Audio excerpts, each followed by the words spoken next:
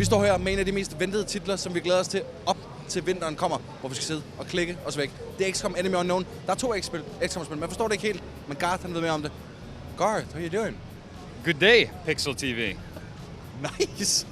Yeah, you've been practicing a lot, clearly. I have. I've been spending the morning. Okay. Just so people aren't confused, there's 2 XCOM games coming out. Yes. Where does this fit in, and what is? This is a reimagining of the classic PC title. If your fans or anyone has played it, this was released in 1994, and it's one of the most revealed PC titles of all time. We looked at that title and we said, we want to reimagine this. We want to take the elements from that made it so special, but bring it into the modern generation. And that was really our inspiration.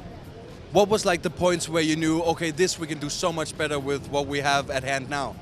Yeah, I mean, we've loved this title for the past almost 20 years. We have the technology now. We're using Unreal Engine 3. It's allowed us to bring a lot of the elements that they had from the original into 3D, like destructible environments, how to handle a 3D fog of war. Some of the other elements that they had not necessarily related to tech, but we had to have permanent death. You know, the turn-based gameplay, the strategic layer with base expansion, all of that stuff we had to bring back. Yeah, because turn-based games, you haven't seen that around for a long time. You know, Civilization 5 did it, right. But still, how do you make it hot and a commodity for everyday people? Turn-based games are hot. You play XCOM, you're gonna feel it, it's hot.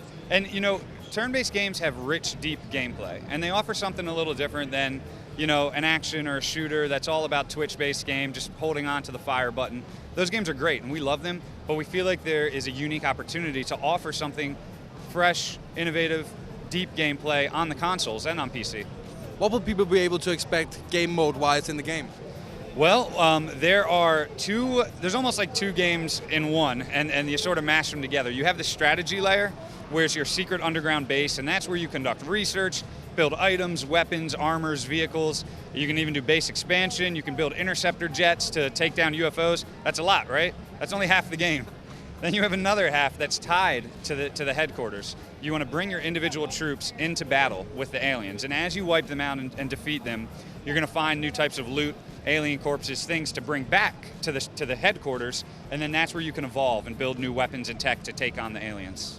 What happens sometimes with heavy games like this coming back? It kind of gets too simplified to get all the noobs and newcomers into it. Is that something you've struggled with? Yeah, I wouldn't say we struggled with it, but it certainly it's a challenge that we had to address. One of the core principles of XCOM was the challenge, correct? I mean, it was a brutal, hard game. We didn't want to lose that. We want the game to be challenging but fair, and it is.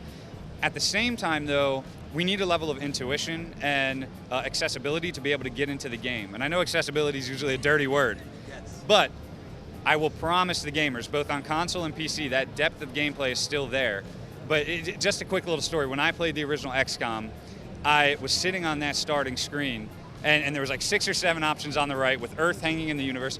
And I had no clue what to do with no direction. There was like 6 different options. There was like financial spreadsheets, and I'm like, what the hell is going on? I want to get into this game. That learning curve we wanted to reduce for the player, because there's amazing content there after you get past that barrier. So that's what we wanted to address. Not the challenge of the late game, but the ability for anyone, whether it's a console controller or a mouse and keyboard, to be able to pick up the game, play it, and have fun with it. When watching the demo, out of nowhere steps out Sid Meier, in full gear, ready to fight. WTF, sir? That was actually Sid Meier's body. He did motion capture for that. He was working out for that role. What? Yeah, you can see he was pumped up. Yeah, we're very, very, very excited to have him for the demo. We thought it made a lot of sense. He's obviously our most enlightened game designer.